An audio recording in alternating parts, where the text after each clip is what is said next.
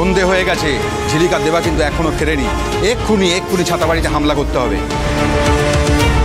ওই পিআরকে স্যারকে কিন্তু আমি খুব হাড়ে চিনি। আমি ওই কোম্পানির সিকিউরিটি, আমি ওনাকে খুব ভালো করে চিনি। উনি কিন্তু দেবা আর ঝিলিককে ডাকাতাই আর চোরের কেসে পুলিশের হাতে তুলে দেবে। যাও জীবন, হাসি চোর খেয়ে আবার এই অশুভ ডায়লগটা বলে যাচ্ছি। ও দিদি, তোমার দেওর ঠিক কথাই বলছে গো, আর দেরি করার ঠিক হবে না। ওই তো ঝিলিক।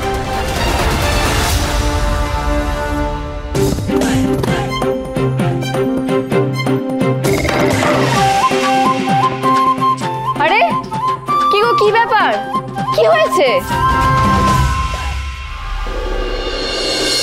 ছাতাবাড়িতে গুন্ডামি করতে গিয়েছিলিস? কেন গিয়েছিলিস ওখানে? তোমার কি মাথা খারাপ নাকি? আমি ছাতাবাড়িতে কেন যেতে যাবো? আমি তো পাশের পাড়াতে জুডো ক্লাস করতে গেছিলাম। দেখো 500 টাকা নিয়ে এসেছি, দেখাই। বাবা একদম নাটক করবি না, অনেক নাটক করেছিস তুই। ছাতাবাড়িতে যাসনি? হ্যাঁ, আমি আর পল্টু দুজনেই তোকে দেখেছি।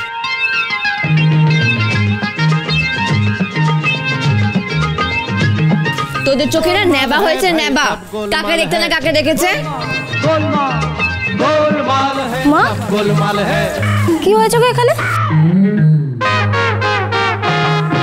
আমরা ভুল দেখেছি, আমাদের চোখে নেবা হয়েছে। এই পল্টু, সবাইকে বল।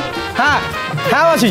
জানো তো কিরকম একটা অন্যরকম জামা কাপড় পরেছিল, হাব ভাবটা অন্যরকম ছিল, যারা এই কারেন্টের শক দিয়ে কেউ নেতিয়ে দিয়েছে। আমাকে চিনি তাই বুঝতে পেরেছি। আরে অন্য কেউ হলে তো ভাবতো জমজ বোন। কি বলছিস? আরে না মা, দেবা বলতো এসব কি বলছে? কাকে দেখেছে ওরা? ঝিলিকের মতো দেখতে আর একটা মেয়ে, মানে কে থাকে ছাতাবাড়িতে? ওর বাবা মা, ওর জমজ বোন। ফালতু কথা হচ্ছে। এই, আমি তোর হাত ধরে টেনে নিয়ে আসছিলাম, তুই জোর করে হাত ছাড়িয়ে ভেতরে ঢুকে গেলি। বল মিথ্যে বলছি?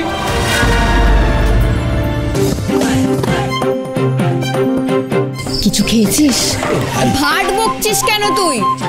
তোর ক্ষমতা আছে আমাকে এরকম হাত ধরে নিয়ে বেরিয়ে আসার? হ্যাঁ, একদম আড়াই পেছনে তোকে আছড়ে ফেলবো আমি।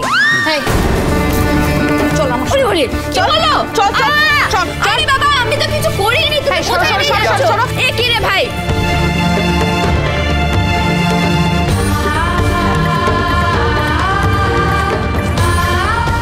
নিয়ে যাও, ভালো করে বাড়িতে বেঁধে রাখো।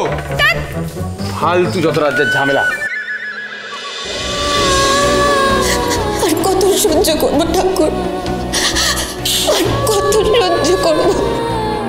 আমি পারছি না ঠাকুর, আমি আর পারছি না। তুমি আমাকে একবারে মেরে ফেলো, আমাকে একবারে মেরে ফেলো, তাহলে আমি একটু শান্তি পাই। আমি আর পারছি না। দুই শালিক, সোম থেকে রবি প্রতিদিন বিকেল 5:30টায় স্টার জলসায় ও ডিজনি প্লাস হটস্টারে।